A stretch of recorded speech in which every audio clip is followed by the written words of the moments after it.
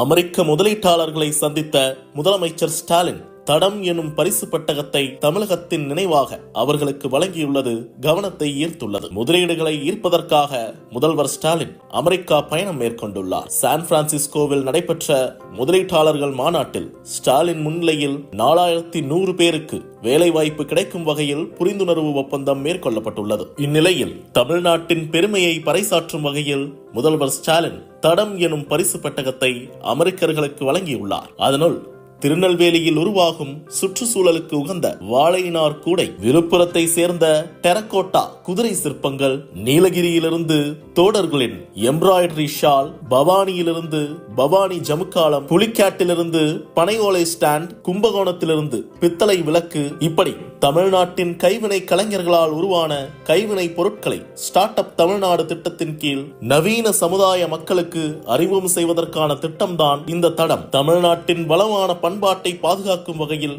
பாரம்பரியமிக்க கைவினை பொருட்களுக்கு புத்துயிர் அளிக்கவும் சமகாலத்தில் அதன் முக்கியத்துவத்தை பறைசாற்றவும் உருவாக்கப்பட்டது இந்த திட்டம். நம்முடைய பண்பாட்டையும் கைவினை கலைஞர்களையும் உயிர்ப்புடன் வைத்திருக்கும் அதே நேரம் பன்னாட்டு சந்தைகளுடன் இணைந்து தமிழ்நாட்டின் பண்பாட்டை உலகளவில் கொண்டு செல்ல இந்த திட்டம் உதவும் என்று எதிர்பார்க்கப்படுகிறது. இந்நிலையில்தான் முதல்வர் ஸ்டாலின் தான் சந்திக்கும் அமெரிக்க விருந்தினர்களுக்கு தடம் எனும் பரிசு பெட்டகத்தை வழங்கி சர்வதேச அளவில் நம்முடைய பாரம்பரியமான தமிழ் கலைஞர்களின் கைவினை பொருட்களை கொண்டு சென்று சேர்த்துள்ளார்.